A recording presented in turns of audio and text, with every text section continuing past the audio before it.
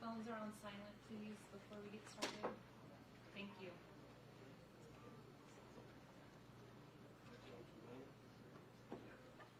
We're finding such a breaks up there. It's like, this is the farthest spot to leave the grass. Right. And it's the highest elevation. So it's like pushing the hard and any kind of construction. And this is everything up. It's a lot better than it was. And these guys, they try. I think we got a break that's getting away underground that's been there for a long time. And we got to find it. And it's like, we're going to have to like tap. I don't know how we're going to do it because you got enough pressure out every 500 feet. So you're going to dig it up. Something's getting away. Not showing any signs. Not showing any signs. Yeah, you're right.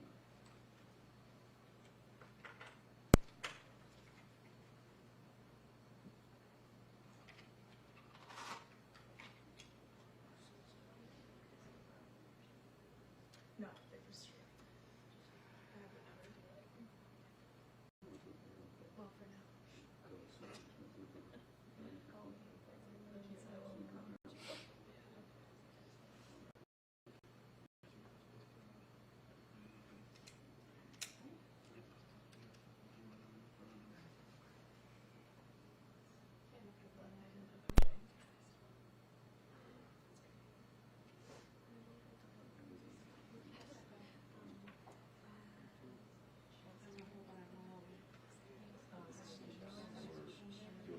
You told me that.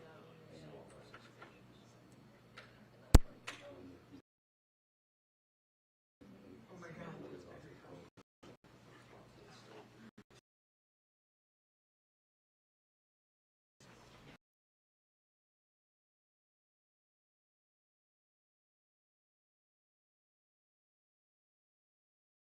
Center today. We're a critical team of people from Metro government, local partners, and state emergency officials are working to support Nashvillians. We know it's another bitter cold weekend. The people gathered here have two priorities: enabling NES in their effort to restore power and keeping Nashvillians safe as they continue that work. Since we last met, I've been informed of a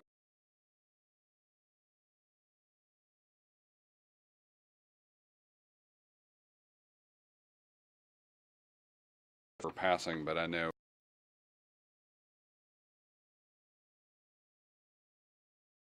this morning I was out in Bellevue with National Guard, TDOT, and NDOT crews working to clear down trees and vegetation from roadways and right-of-way. It was impressive to see these crews work together to remove obstacles so that NES's power crews can access down lines and do their work. It's hard to put into words the sheer scale of the destruction we saw on the ground today. You can see some of the visuals that we've got here. Drone footage is showing the scale of the damage and the road still being cleared. I also had the opportunity to drop by Pearl Cone High School this afternoon, where Metro Schools is working with numerous partners, including Mercy Chef Central Kitchen, to distribute food, coats, hats, and gloves to families and individuals in the Pearl Cone cluster. They had these sites up and running today. At Pearl Cone, it was amazing to be working alongside district leadership, school leaders, faculty and staff, and students as we shared food and resources. I was serving hot meals alongside a Pearl Cone senior who plays softball and looks forward to playing in college. Today, she was serving her community. our community.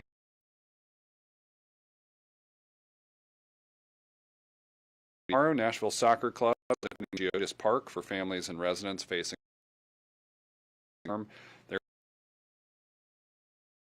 are games and activities throughout the day, and the Nashville Predators have served 200 to 300 people yesterday at Bridgestone Arena, providing food, water, shelter, access to power, and other resources to families and residents impacted by the storm. And Tennessee businesses continue to step forward with donations to the Winter Storm Recovery Fund. I'm pleased to share that yesterday, the TVA contributed $100,000 to the fund. At this time, the fund is already at more than $500,000, and we expect it will continue to grow, which is important because I know people who are incurring costs for hotel, food, debris removal, home repairs, and other costs. This fund is how we're going to be able to help people with those types of costs. If you have an unmet need, the United Way of Greater Nashville's 211 hotline is up this weekend, today and tomorrow, 8 a.m. to 5 p.m. The hotline has fielded 1,332 calls as of 9 a.m. today. They've made 2,027 referrals to area nonprofits for support. The top 3 needs reported continue to be shelter, food, and disaster relief. As of this morning, we've connected 140 million families to free stays through Airbnb Foundation. The Airbnb Foundation originally allotted 980 free nights, and those have been fully distributed already. Erica Mitchell, the head of the United Way of Greater Nashville, told me that operators shared this has been an incredibly emotional moment for the families they're serving. While the Airbnb Foundation allotment is used at this time, we'll continue to work with United Way to get people connected to other available longer-term stay options. We continue to operate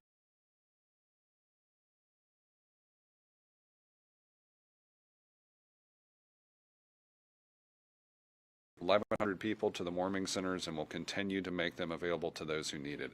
Again, 712 for transportation assistance both to and from those shelter sites. Our Metro Water Services team is seeing an increase in breaks, water main to those as quickly as possible. We've repaired 40 main breaks in the last 4 days. There are 7 active. Metro Water Services is in contact with the Tennessee Department of Environment and Conservation every day, and if there are any changes, we will notify people immediately. We're distributing water at 3500 Old Clarksville Pike for residents having difficulty. Metro Water Services Director Scott Potter is here and can share more on that if you have questions. Meanwhile, generators are going out into the community today thanks to a donation from the Tractor Supply Company joining their $250,000 donation to the Recovery Fund. Our volunteer organization have been disaster. As those are distributed, OEM is also providing carbon monoxide detectors from the State Fire Marshal. And I will ask Director Chief Swan to share more on our overall response. Director Chief Swan. Yes, I want to echo the mayor. The Tractor Supply donation of generators definitely needed. We are partnering with our VOAD to identify the community in extreme distress, including seniors who live alone and families who could not get to one of our shelters. This includes families with specific health needs and other unique circumstances. The VOAD works closely with these families, and we're able to quickly connect them. But safety is still our top priority. We want to make sure to educate these families on the safe way to use. We provide each recipient with written safety instructions in both English and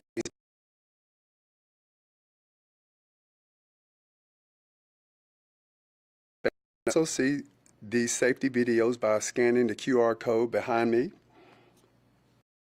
We also provided each household with a brand new carbon monoxide detector. We want to thank the State Fire Marshal's Office for providing these carbon monoxide detectors through their statewide Get Alarm program. This program provides free smoke alarms and carbon monoxide detectors to people across Tennessee and will offer installation. We have a very limited number of generators remaining. The VOAD will continue to distribute these generators to other households in the communities who they have identified are in this base. All of this is based on the availability of what generators we have left. Please understand that this is critical and important for all of us. People needing assistance can go to NashvilleResponse.com. I'm going to say it again. That is NashvilleResponse.com. We want to thank our partners and all the hard work that's still being done by all our infrastructure, again, with all the access rides to and from the shelters, to the precincts that's opening up for warming shelters, and all the fire stations, 42 of them around Davidson County, where you can go and get out of the code. Thank you.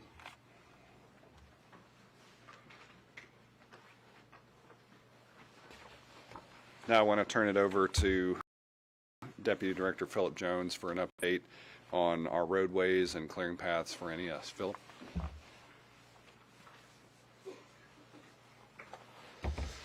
Just to share a little update. NDOT has responded to over 1,200 trees calls, and that's outside of what we have crews out there removing out of the roadway when we have what we call push crews. We've got over 80 crews out throughout the county. 27 of those are push, where anywhere we've got roads completely blocked up, they're going through, opening the roads up to where we can get NES in to get to emergency services. We've also got crews out that are supporting NES from the standpoint of once we get the lines out of the way and the trees out of the roads, then we're treating those roads that are on our route system, which are our primary, secondaries, and post-secondary roads, because we still have a lot of streets and roads that are completely ice covered. I want to talk about we probably will finish our first pass-through assessment this afternoon, and that'll be an assessment of the entire county. So we've got a good handle on and a good idea of what damage has been done in the right-of-way as far as our sidewalks, signals, signs, any infrastructure we've got in the right-of-way. So we'll have a good handle of an accountability for what we've got out there. Dark traffic signals. I want to remind everybody, dark traffic signals works as a four-way stop. Please respect that. We've still got a lot of signals. We get reports that signals are down. They're not down. When we get power back up, we'll get those back online. Coordination with NES and vegetation. NDOT number one priority is still supporting NES to get them where they need to go. As far as efforts of the bulk of our response and dedicated efforts at this time is to support NES to get the power back on. NDOT crews are still working 24/7 across the county, focusing on tree and limb and vegetation removal with NES. We also have a great partnership with TDOT right now, the Tennessee National Guard. All those forces are working with us at this time. That's part of the 80-plus crews that we have out in the field. We've also got continued treatment on those county rural roads. Once we get them clear, we're able to treat and get the snow and ice off of those roads. So we just ask you to bear with us on that. Some of that's going to take some time. Temperatures are still not getting down to where they need to get the melting on some of the rural areas. As you're picking up your brush and vegetation or cleaning the residents are cleaning their areas, you can bring it to the curb. I know on our website, if you look, we'll be updating it, but right now it gives you a limited size. There is no restriction as we pick up bulk item, brush, and debris at the curb. So just if you get it to the curb, residents get it to the curb, we'll be putting out a schedule over the next couple of days and start talking about the first round of pickups throughout the county. So these will not be called in addresses. We will be making a pass through the entire county because the county is affected throughout. There will be multiple pickups. Until all this storm debris is picked up, we will be making multiple passes. Now I'll turn it back over to you, Mayor.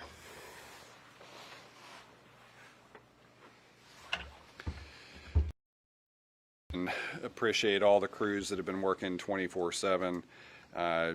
Helping to clear the way for Nashvillians to move around, and again for NES to be able to get to those sites where there are remaining outages.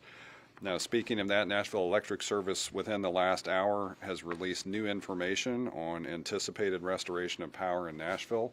I've been clear this week with NES that Nashvillians need a full idea of when power is being restored and how long it will take to be fully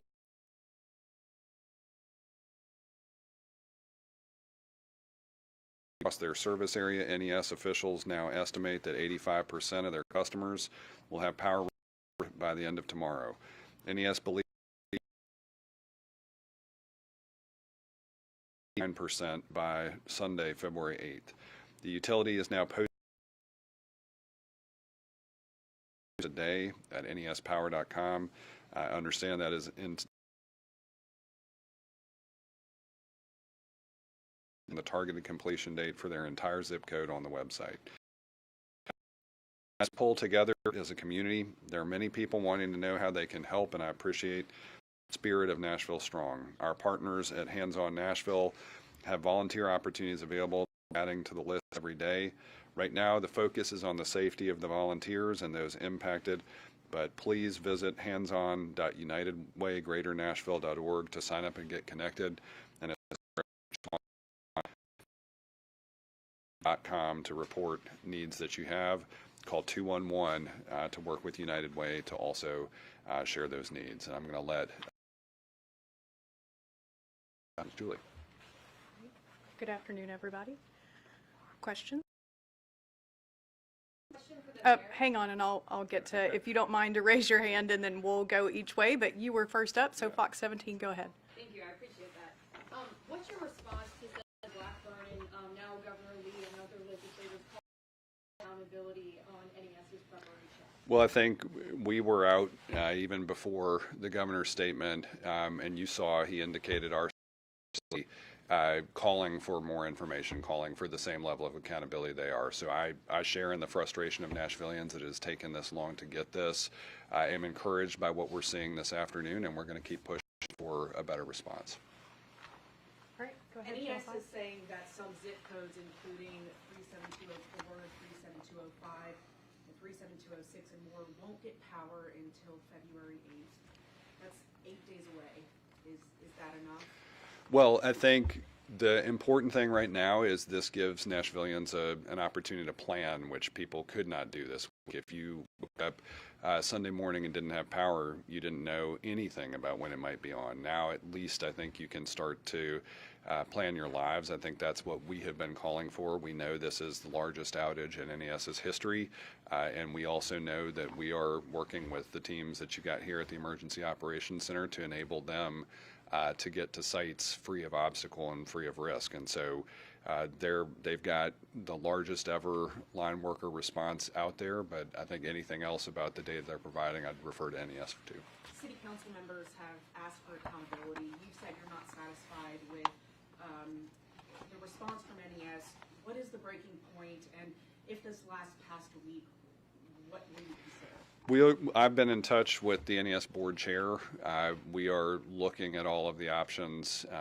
We'll probably have more to share on this early this week. We're still right now focused on all the response efforts, but as our office opens again for just standard business on Monday, I expect we will have more to share about the accountability process.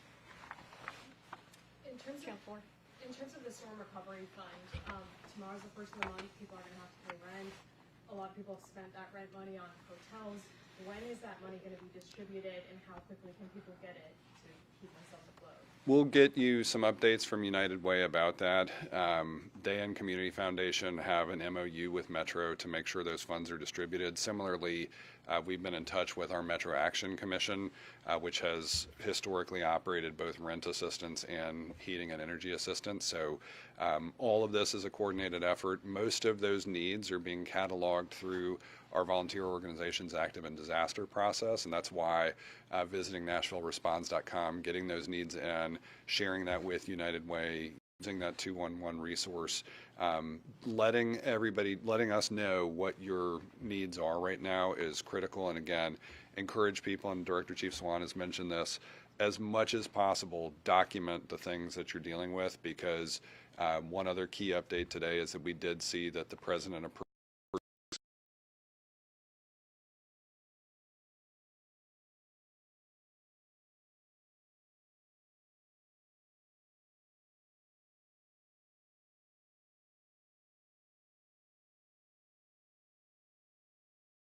for instance, when those moments would be happening. Just to be clear, they have a full array of nonprofit organizations working through the VOAD process, and those are the ones that will be making decisions, but we are trying to move very, very quickly. I think in these early days, we've wanted to make sure we have enough resources in the fund to get back out to people very quickly. We'll make sure United Way follows up with you directly about timelines. And then if I could on the NES front, I know you had a lot of conversations with them before this happened. You said you've been disappointed with how it happened after the fact, but in those conversations prior to the storm, what were those like? Did you see any red flags? Did you have any concerns prior to the storm? Well, I think the run-up, and Director Chief Swan knows this from the Office of Emergency Management standpoint, and I think Director Potter knows this too as a utility that spends a lot of time looking at risk analysis and risk mitigation. You know, you look at weather, and if the pattern suggested that we might see ice in Memphis and less in Nashville. Once that shifted, their ability to adapt shifted. I think those first 24, 48 hours were really, and even the time running up to that, were focused on resource availability and then planning. I think it would have been very difficult to anticipate that we might see the largest outage ever in their history, and that's why they've scaled it to the largest response ever in their history as well. That is something that our meteorologists were talking about, and I know we were preparing for those. So, I mean, were any of those concerns raised ahead of time that you don't have enough, that NES didn't have enough people, that they didn't have the resources they needed? I think more than anything, it was just that we knew that the amount of potential ice fall was going to be devastating, crippling, and dangerous, particularly because we knew that it was going to be followed by low temperatures. And I mean, I think that's one of the other things to reckon with here, is this has just been one of the most challenging weather events in Nashville's modern history. So there All were right, no we'll conversations come back about- to you. Let's. I mean, we obviously had conversations about planning. The indications were they were operationally prepared, and I think the biggest shortcomings this week have been on the communication side. That's been clear to them as well. And I just want to put a note to say, yesterday, Erica Mitchell from the United Way did join us. She did speak to the timing on releasing funds, so I'd encourage you to go back and look at that.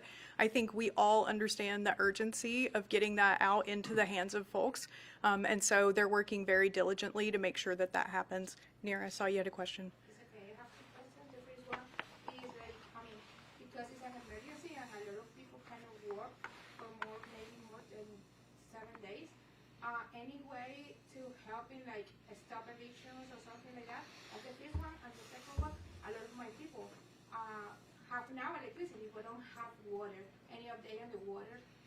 I'm going to let Director Potter respond to that in just a second. I'll tell you, we're looking at measures again with FEMA Response Active. We hope small business assistance comes online. Our ECD office is looking at that for those kinds of scenarios. Wage recovery, rent. We'll be looking at the eviction scenario. I know, for instance, NDOT has waived fees at sites. I think you're going to see a lot of people looking to try to keep people in homes. We're going to be a part of that effort as well. We don't have a specific eviction prevention scenario, but I will tell you in the budget right now, eviction assistance, and so encourage people to be, if they are worried about that risk right now, reach out to legal aid.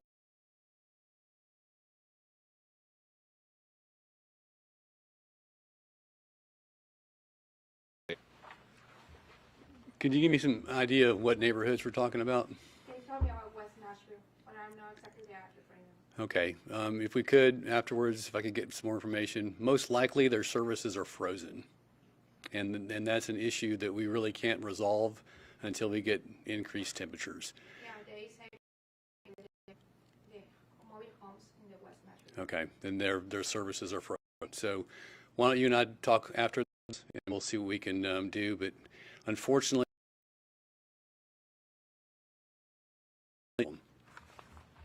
And I'll just share too, that's one of the reasons in distribution scenarios, if people need critical access. Again, if anybody has intervention from being not just comfortable or safe, especially in their homes, encourage them. You've heard Director Chief Swan talk about this over the past couple of days. Move on to that plan B. Find shelter and solace at one of our warming shelters, take advantage of one of those other scenarios. Do not just, sit at home in the cold waiting and worrying. I mean, call us if critical on water supply and you need emergency assistance, call 911. If you need transportation assistance, use that transportation assistance hotline. Director Chief Swan, you might talk about the water access. Absolutely. We're actually working in the Jolton area because we've experienced that. So we've got water distribution that took place today. I think it was going up to 3 o'clock, so they're doing it as we speak. Yeah, exactly. So as we work along with the community and we see that the need is there, we'll set up some type of water distribution, again, just to make sure we can support our community. But I just, that's what I want to reiterate for everybody. Across everybody who's here at the Emergency Operations Center, across every organization that is active in the VOAD process, we are trying to keep people safe. We are trying to meet people's needs. Don't second guess it. Don't wait until the point where you become unsafe. If you're worried, go ahead and start moving to us, NashvilleResponds.com, 211, use these resources. And then I'll say, we are putting up on Nashville.gov every day briefings that come through the OEM process, as well as now a list of resources we've compiled that are directly from Metro or our key partners. Can I add one thing, Mayor? Yeah. I just wanted to, back on the assistance side, wanted to note we do have the Metro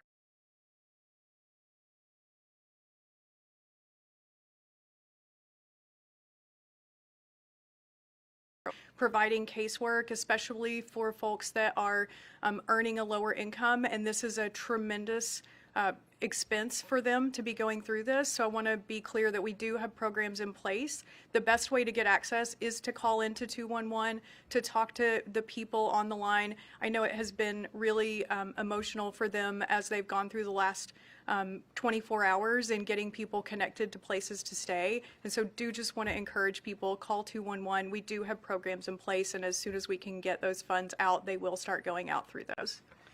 And yeah, Director Potter, come on up. Want to really is frozen, make sure you turn your water shut-off valve in your home, because if it's frozen at the street, it's likely frozen inside your house, and then when it thaws on the hole in your house, that's going to be spraying water. So if your service, your water shut-off valve.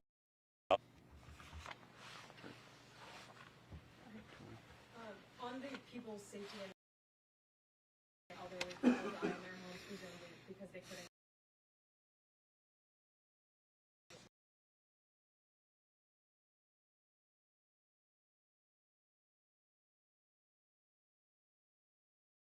To critical care points that we're putting carbon monoxide detectors there is that not only have we seen an uptick in carbon monoxide cases in local medical centers, a couple of the deaths seem to be related to that. So safety with generator access is also critically important.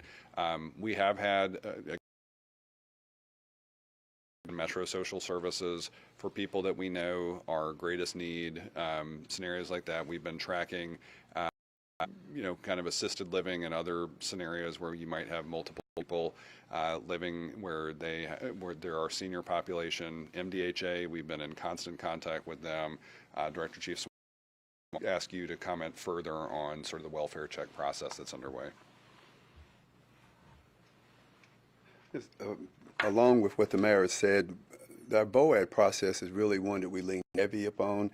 Organizations that are already in the neighborhoods and they know a lot of their vulnerable population, 54, Tennessee Immigration and Refugee Rights Coalition, the Equity Alliance, Stand Up Nashville, Hispanic Family Foundation.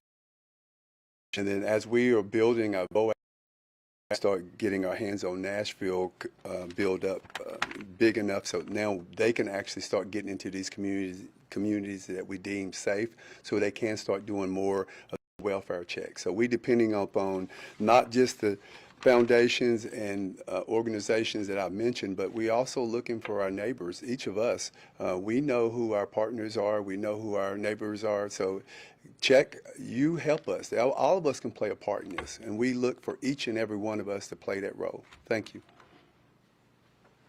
And then if I could just say a quick note there, if you do go to check on someone and it is an emergency, a reminder, always call 911, and there will be someone dispatched there to help you. Let's take two more, if we have them. I have a question for Metro Water. Sure. What is, obviously you guys have been busy to this point, but I know the busy part is going to start once it thaws as well. What does your preparedness look like, kind of preparing for that in the next few days? So we're staffed 24/7. We have people doing a lot of things that they normally don't do. As an example, we've got someone in our engineering department that's delivering fuel. We've got engineers that are relatively junior that are active responders and investigators. We've got our regular crews are staffed up, and we've got 3 shifts going, but we also have 4 contractors online that are staffed as well. Right now, we've got more availability of crews, and I'm going to knock on something at this point, than we have main breaks. But as Monday goes into Tuesday, we're going to see a dramatic increase. And one of the things that's going to happen is we'll be isolating breaks before we fix them to stop the leakage. So there may be an example where you have a main break in the street, we'll show up, isolate the break, and then we'll leave and come back. So that's like a throughput kind of thing to get the work done as efficiently as we can. Operationally, we're staffed fine. The plants are staffed. They've been staffed fine the whole time.